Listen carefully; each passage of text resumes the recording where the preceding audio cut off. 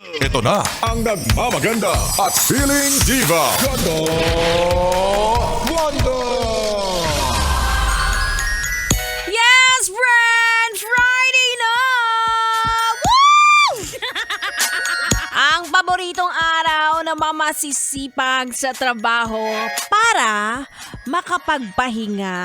Ay, may ganon. At paboritong araw din ng mga katulad mong tamad para makapagpahinga. Diba? Pagkatapos ng isang linggong pagtunganga mo dyan, makakapagpahinga ka na. Again. Nakakapagod din kaya yun. Nakakapagod kaya walang ginagawa sa bahay. Oo, wag ka nang umilag-ilag dyan. Ikaw ang aking pinatatamaan. Magandang gabi mga yes friend. It's me. It's a girl DJ Ganda Wanda. Kasama niya na dito sa 101.1 Yes FM na nagsasabing, Kuya, itigil mo na yung pag-overtime mo. Friday naman. Wag mo nang problemahin yan. Dapat sila ang namumroblema sa'yo. Kaya kung ako sa'yo, umuwi ka na. Naghihintay ang pamilya mo. Oy, legit yun ha.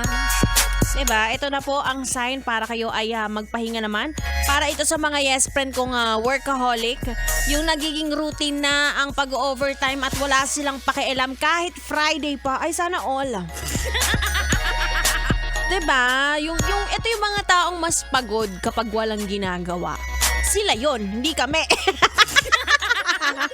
Diba? Yun yung parang wala nang buhay outside work. So, eto na ako. Ako na ang nagre-remind sa inyo na magkaroon kayo ng buhay maliban sa inyong trabaho.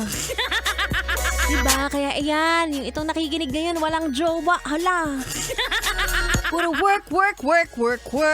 Pero huwag kayong huwag kayong ganyan-ganyan dahil yung mga ganyan tao maraming pera. Yung mga katulad ko na masiyahin at may work-life balance, walang pera. Pero happy naman ako, huwag kayong mag-alala. Anyway, again, mga yes friend, ito na ang sign para kayo ay magpahinga naman at umuwi ng maaga-aga at samahan ko kayo sa inyong biyahe. At samahan nyo naman ako hanggang alas 9 ng gabi. Dito lang sa 101.1 Yes FM. Yeah!